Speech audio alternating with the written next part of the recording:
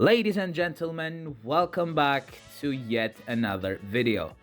This time around, we're checking out Project Apex's new 2023 update. I know we're a little late, but the game has had some major issues over the past few days, so I had to delay by a little bit.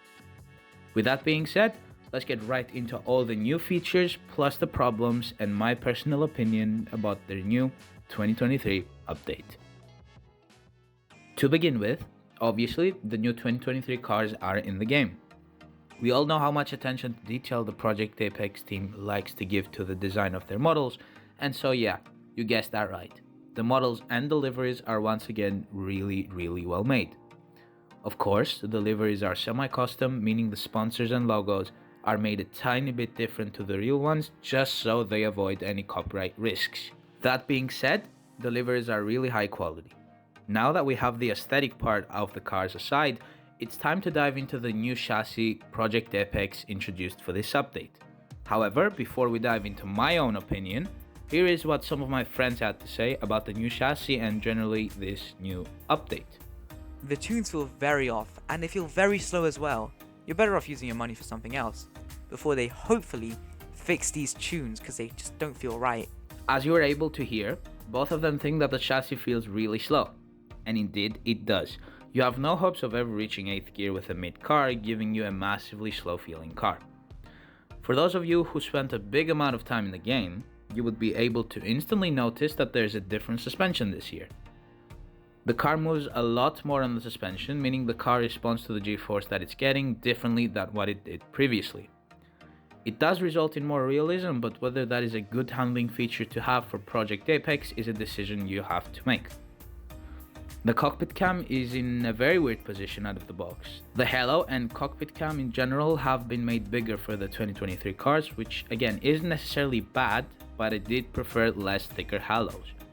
It also doesn't look like you can change the camera positions for the 2023 cars through the settings yet, which is very unfortunate. In terms of responsiveness, you will immediately be able to tell the difference. The cars are way more responsive, but in turn way more oversteering. The lack of speed and the current responsiveness of the car, for me, feels a bit bad. To give you a rough description of what the chassis feels like right now, basically, you get the understeer at the start of the corner, and as you turn your car, the more oversteer it gets. And as a result, you lose it in a lot of high-speed corners. If you try to push the car just a bit over the limit, it becomes really unforgiving really fast. And to be honest, it really shouldn't be as hard as it is to drive right now. With the handling part of the cars also aside, a really welcome addition are the hands on the steering wheel. While they don't change anything handling wise, they are a nice touch to realism.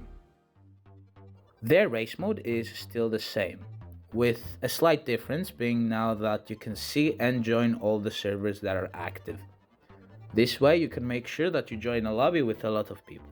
However, that feature is also a bit broken as you can't see which track you will race at. The image and text both glitch and they just display the first lobbies info you clicked on.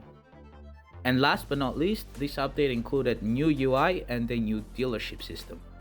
More specifically, the upgrade system has been revamped and now everything looks way cleaner.